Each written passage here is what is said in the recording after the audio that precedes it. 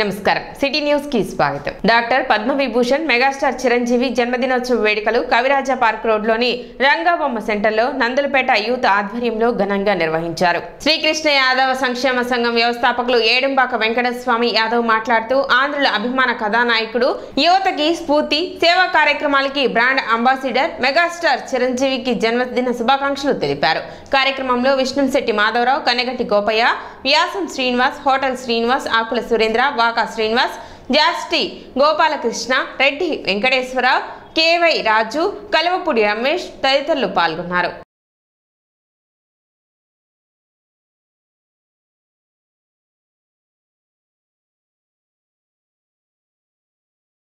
అభిమాన హీరో, అదేవిధంగా స్ఫూర్తిదాత, ప్రతి ఒక్క ఆయన పిలుపునిచ్చిన ప్రతి ఒక్క పిలుపు ఈ ఆంధ్రప్రదేశ్లో కాకుండా ప్రపంచవ్యాప్తంగా ఆయన కోసం అభిమానులు సంపాదించుకొని ఆయన చెప్పిన బాటలో ఆయన చెప్పిన రక్తదానం కానివ్వండి, ఆయన ఏది చెప్పినా దాన్ని తూచా పాటించకుండా ఆయన అభిమానాన్ని సంపాదించుకొని ఈరోజు 69 పుట్టినరోజు నుంచి 70వ వసంతంలోకి అడుగుపెడుతున్న మెగాస్టార్ చిరంజీవి గారికి, మా అన్నయ్య గారికి జన్మదిన శుభాకాంక్షలు తెలియజేస్తూ, అలాగే ఈరోజు నందులపేటలోని మూడు బొమ్మల సెంటర్లో విష్ణుశెట్టి మాధవరావు గారు, తన్నీరు శివశంకర్ గారు ఆధ్వర్యంలో ఇంత కార్యక్రమాన్ని చేసుకోవటం చాలా ఆనందంగా ఉంది.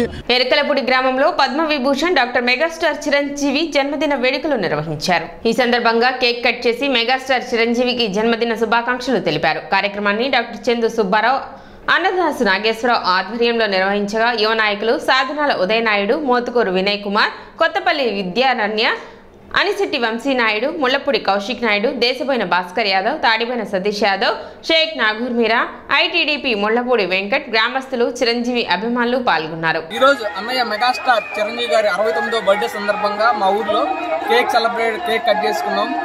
స్వీట్స్ అండ్ కూల్ డ్రింక్స్ అన్ని సెలబ్రేట్ చేసుకున్నాం. మా వట్టికి చిరంజీవి గారు చిరంజీవి అంటేనే సినిమా. మా సినిమా గురించి తెలిసింది చిరంజీవి గారి వల్లే. ఏదైనా సేవా కార్యక్రమాలు చేయాలన్నా మాకు ఇన్స్పిరేషన్ చిరంజీవి గారి వల్లే. నేను ఇప్పటికీ 6 times బ్లడ్ డొనేట్ చేశాను. దానికి కారణం చిరంజీవి గారు. ఏ పని చేసినా మాకు ఆదర్శంగా నిలుస్తారు. అలాంటి గొప్ప వ్యక్తికి అభిమానిగా ఉన్నందుకు గర్వపడుతున్నాను. మెగాస్టార్ చిరంజీవి గారి 69వ జన్మదినం మేము ఇక్కడ ఉత్సవంలాగా, ఒక పండుగలాగా జరుపుకున్నాం. భారీ కేక్ తీసుకొచ్చి మా కుర్రాళ్ళందరూ మెగా ఫ్యాన్స్ అనే కన్నా మెగా ఫ్యామిలీ మెంబర్స్, వేరాలు మెగా ఫ్యామిలీ మెంబర్స్. అట్లా మేము చాలా స్వీట్స్ పంచుకున్నాము, టపాకాయలు కాల్చాం. ఒక దీపావళి పర్వదినాన్ని ఎట్లా మనం చేస్తామో అట్లా లైట్లు వెలిగించాం. బ్రహ్మాండమైన రెస్పాన్స్ ఉంది. ప్రజలందరూ కూడా చాలామంది వచ్చారు. అందరూ ఈ కుర్రాళ్ళు నిర్వహించిన ఈ పార్టీలో తీసుకొచ్చి అందరూ స్వీట్లు అవి పంచుకున్నారు, ఒకరు అభినందనలు తెలుపుకున్నారు. మంత్రి నాదెండ్ల మనోహర్ ఆదేశాలతో జగనన్న కాలనీలో నిర్మాణాలు వేగవంతంగా జరిగేందుకు చర్యలు తీసుకుంటున్నట్లు మున్సిపల్ కమిషనర్ బండి శేషన్న తెలిపారు. ఇందుకు సంబంధించి పట్టణ 9వ వార్డులోని ప్రజా సచివాలయంలో హౌసింగ్ మరియు సచివాలయ సిబ్బందితో కమిషనర్ శేషన్న సమావేశం నిర్వహించారు. తెనాలి పరిధిలోని జగనన్న కాలనీలో ఇల్లు పొందిన లబ్ధిదారుల వివరాలు, ఇంటి నిర్మాణాలు పూర్తయిన వారి వివరాలు, ఇంటి నిర్మాణాలు మధ్యలో నిలిచిపోయిన వారి వివరాలు, ఇల్లు నిర్మించుకునేందుకు సిద్ధంగా ఉన్న వారి వివరాలపై ఆరా తీశారు. మంత్రి నాదెండ్ల మనోహర్ ఇచ్చిన ఆదేశాల మేరకు జగనన్న కాలనీలో ఇళ్ల నిర్మాణాలు చేపట్టేందుకు వార్డుల వారీగా సమాచార సేకరణ చేపట్టడం జరిగిందని, అందులో భాగంగా గురువారం 9వ వార్డులోని 10వ సచివాలయంలో లబ్ధిదారుల వివరాలను సేకరిస్తున్నట్లు కమిషనర్ శేషన్న తెలిపారు. ప్రతిరోజు 4 వార్డుల్లో లబ్ధిదారుల వివరాలు సేకరించి మంత్రి నాదెండ్ల మనోహర్కి అందజేయడం జరుగుతుందని, ఆయన ఆదేశాలకు అనుగుణంగా తదుపరి కార్యాచరణ ఉంటుందని కమిషనర్ శేషన్న వివరించారు. ఇళ్ల నిర్మాణాలకు సంబంధించి పనులను ప్రారంభించాలని ఇప్పటికే కాంట్రాక్టర్లకు ఆదేశాలు ఇవ్వడం జరిగిందని, కొంతమంది పనులను ప్రారంభించారని, ఇంకా పనులను ప్రారంభించని కాంట్రాక్టర్లపై నిబంధనల మేరకు చర్యలు ఉంటాయని ఆయన తెలిపారు. స్థలం పొంది నిర్మించుకోదలిచిన లబ్ధిదారులు ఈ అవకాశాన్ని సద్వినియోగం చేసుకోవాలని ఆయన సూచించారు. పేదలందరికీ ఇల్లు కార్యక్రమం కింద ఇళ్ల పట్టాలు ఇచ్చారు. సుమారుగా 20,236 వరకు. అందులో ఒక 50% వరకు ఇల్లు కూడా శాంక్షన్ అయినాయి. ఫేజ్ 1 కింద ఇల్లు శాంక్షన్ అయినాయి. వాటికి సంబంధించి 5 లేఅవుట్లలో కూడా హౌసెస్ శాంక్షన్ అయినాయి. ఇక్కడ ఉన్నటువంటి నేల స్వభావాన్ని బట్టి చాలామంది ఆప్షన్ 3 అంటే కాంట్రాక్టర్ ద్వారా ఇల్లు కట్టించే కార్యక్రమానికి శ్రీకారం చుట్టారు. కొంతవరకు ప్రోగ్రెస్లోకి వచ్చాయి. అయితే రకరకాల అడ్మినిస్ట్రేటివ్ ఇష్యూస్ వల్ల కావచ్చు, బెనిఫిషియల్ ఇష్యూస్ కావచ్చు, కాంట్రాక్ట్ ఇష్యూ కావచ్చు, కారణాలు ఏమైనప్పటికీ వాటి యొక్క ప్రోగ్రెస్ ఆగిపోయింది. ఈ విషయాలన్నింటినీ కూడా కొత్త ప్రభుత్వం వచ్చినాక గౌరవ సివిల్ సప్లైస్ శాఖ మంత్రుల వారు గమనించి ఈ నెల 4వ తారీఖున 2 లేఅవుట్లను విజిట్ చేసి అందరితో కూడా సంప్రదించి మాట్లాడి కాంట్రాక్టర్స్ కూడా గమనించి పిలిపించి మాట్లాడేసి వెంటనే వర్క్ స్టార్ట్ చేయండి అనేసి ఆదేశించున్నారు. దానికి అనుగుణంగానే కొంతమంది కాంట్రాక్టర్స్ కూడా వర్క్స్ స్టార్ట్ అయినాయి, చేసే వాళ్ళందరూ కూడా.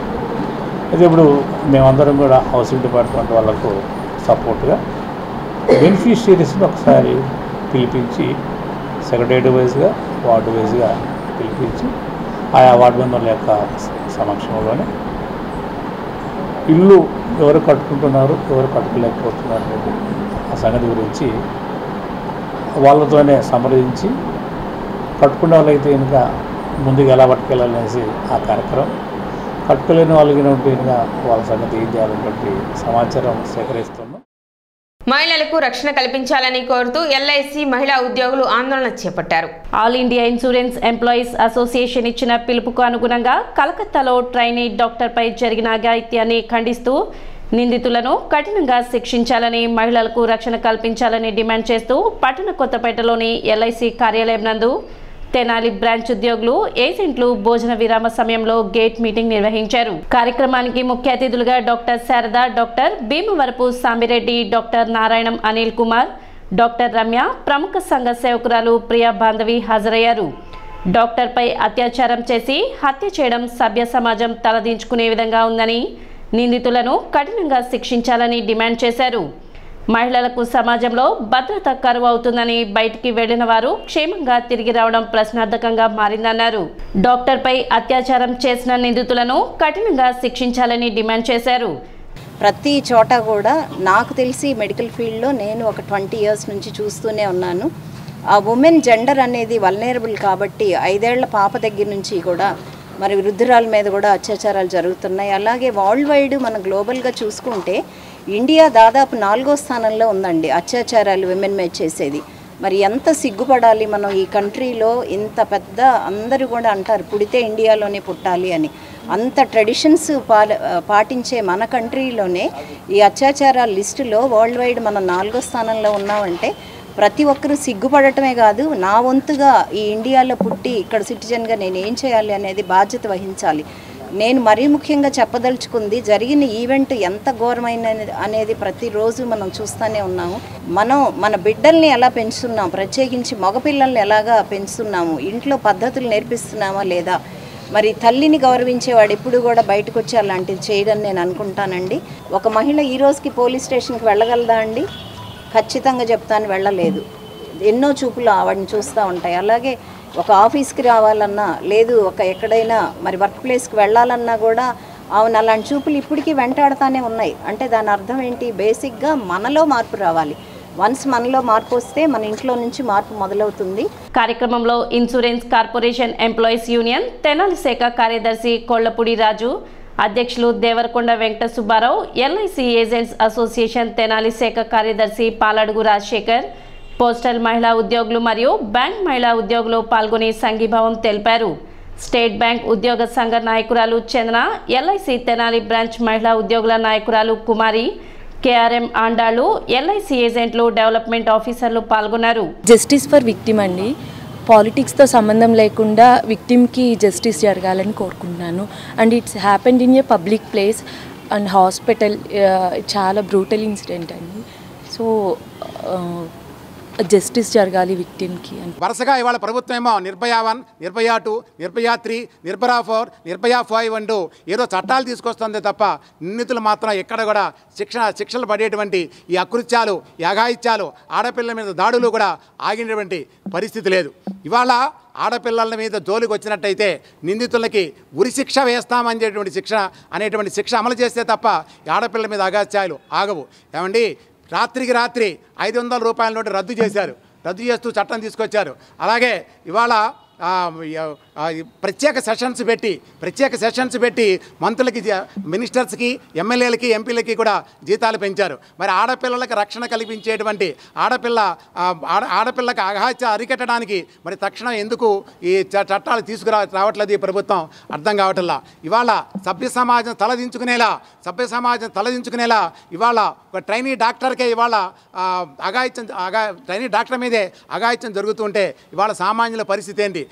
నిందితులకి కఠినంగా కూడా శిక్షలు అమలు చేసే తప్ప ఇవి ఆగవు. జగనన్న కాలనీలో అనర్హులకు ఇచ్చిన ఇళ్ల పట్టాలను రద్దు చేసి పేదలకు మంజూరు చేయాలని బి తెనాలి పట్టణ పరిసర ప్రాంత అభివృద్ధి సంఘం డిమాండ్ చేసింది. గురువారం సంఘ సభ్యులు పెదరావూరులోని జగనన్న కాలనీని సందర్శించారు. ఈ సందర్భంగా వారు మాట్లాడుతూ 97 ఎకరాల విస్తీర్ణ గల లేఅవుట్కు ఎక్కడ సరిహద్దు రాళ్లు లేవని, దీని కారణంగా లేఅవుట్ ఆక్రమణకు గురయ్యే అవకాశం ఉందని, తక్షణమే సరిహద్దు రాళ్లను ఏర్పాటు చేయాలని, చెట్టు ఫెన్సింగ్ ఏర్పాటు చేయాలని, అది కుదరని పక్షంలో కాలనీ చుట్టూ మొక్కలు నాటాలని తెలిపారు. కాలనీకి సంబంధించి సుమారు 5-6 ఎకరాల మేర ప్లాట్లు వేయకుండా భూమిని ఖాళీగా వదిలేశారని, దీనిని అప్పటి నాయకులకు 150 గజాల చొప్పున కేటాయించుకోవడం జరిగిందని, ఇది చట్టరీత్యా నేరమని, వీటిని రద్దు చేసి పేదలకు సెంటు భూమి చొప్పున మంజూరు చేయాలని డిమాండ్ చేశారు. ఈ విషయంలో మంత్రి నాదెండ్ల మనోహర్ చొరవ చూపాలని కోరారు. అదేవిధంగా స్థానికులు వారి యొక్క సమస్యలను ఎవరికి చెప్పుకోవాలో తెలియక సతమతమవుతున్నారని, దీనికి తగిన పరిష్కారం చూపాలని కోరారు. కొంతమంది రైతులు కలిసి ఇది మొత్తం 97 ఎకరాలు తీసుకుంటే ఆ తీసుకున్న సమయంలో మొత్తం సమంగా లేదు. కొన్ని కోణాలు ఉన్నాయి, కొన్ని వెనక్కి ముందుకు ఉన్నాయి. ఆ కోణాలు వెనక్కి ముందు ఉన్న ఆ స్థలాన్ని మొత్తం కూడా ప్లాటింగ్ చేసేటప్పుడు కొంతమంది నాయకులు ఆక్యుపై చేసి పక్క రైతులు కలిపినట్టుగా కలిపి మళ్ళీ వాళ్ళ దగ్గర నుంచి తీసుకుంటున్నారు అని కొంతమంది చెప్పారు. అలానే ఈ స్థలాల్లో డి ఫారం పట్ట ఎలక్షన్ల ముందు కొంతమందికి ఈ పార్టీ నాయకుల్లో ఉన్న ఫాలోయర్స్కి ఇచ్చారు. ఆ డి ఫారం పట్ట ఇవ్వటం అనేది చాలా తప్పు. ఇక్కడున్న మొత్తం కూడా ప్రైమ్ మినిస్టర్ ఆవాస్ యోజన కింద ప్లాట్లు వేసి ఒక్కొక్కరికి ఎంతైతే నిర్ణయించారో 1 సెంటు మాత్రమే కేటాయించాల్సి ఉంది. కానీ ఇక్కడ ఆ ప్లాటింగ్ చేసే సమయంలో కొంత వేయకుండా వదిలేసేసి ఆ భూమిని సుమారుగా 5-6 ఎకరాల భూమిని 150 గజాల చొప్పున కొంతమంది నాయకులకి, అంటే కొంతమంది కార్యకర్తలకు కానీ నాయకులకు కానీ ఎలక్షన్ ముందు ఒక 4-5 నెలల ముందు ఇచ్చారు. అది చట్టవిరుద్ధం అని తెలిసినప్పుడు కూడా అప్పుడున్న రెవెన్యూ అధికారులు ఇచ్చారు. అవన్నీ చెల్లవు. మొత్తం ఇప్పుడు మేము వచ్చి చూస్తే ఇక్కడెక్కడ కూడా ఈ మొత్తం కాలనీ మొత్తం కనుక ఎక్కడో కూడా బౌండరీ స్టోన్ అనేదే కనపడతలేదు. ఇలాంటి కాలనీస్లో బౌండరీ స్టోన్స్ కనుక వేయకపోతే పక్క రైతులు కానీ కొంతమంది బయట బలం ఉన్న వ్యక్తులు కానీ రౌడీలు కానీ వచ్చి ఈ ఖాళీ ఉన్న స్థలాన్ని ఆక్యుపై చేసుకునే అవకాశం ఉంది. అది ప్రాథమిక సూత్రం. మొత్తం కాలనీ చుట్టూ బౌండరీ స్టోన్స్ వేసి బౌండరీకి ఫెన్సింగ్ పెట్టాలి. ఒకవేళ ఫెన్సింగ్ పెట్టి అంత డబ్బులు లేకపోతే కనుక మొక్కల ద్వారా మొక్కలేసి, ఇప్పుడు చాలా మొక్కలు నాటాలంటున్నారు ఈ గవర్నమెంట్ వారు. ఆ మొక్కలన్నీ కూడా ఈ కాలనీ చుట్టూ, జగనన్న కాలనీ చుట్టూ ఉన్నాయి, అన్నీ కూడా వేయాల్సిందిగా కోరుతున్నాము. కార్యక్రమంలో సంఘ అధ్యక్షులు దర్శి కోటేశ్వరరావు, సంఘ సభ్యులు పాల్గొన్నారు. మేము ఈరోజు పెదరావూరు లేఅవుట్ దగ్గరికి వచ్చామండి. ఇక్కడ చూస్తే మొత్తం 97 ఎకరాల స్థలానికి ఎక్కడ కూడా హద్దులు అనేవి లేవు. 97 ఎకరాలకి కరెక్ట్ ఐడెంటిఫికేషన్ అనేది లేదు. ఎందుకంటే చుట్టుపక్కల పొలాలు కూడా కొన్ని ఎంక్రోచ్ అయి ఉన్నాయి. దీంట్లోకి ఈ ఏదైతే 97 ఎకరాలు అంటున్నారో లేఅవుట్లోకి దీంట్లో ఎంక్రోచ్ అయి ఉన్నాయి.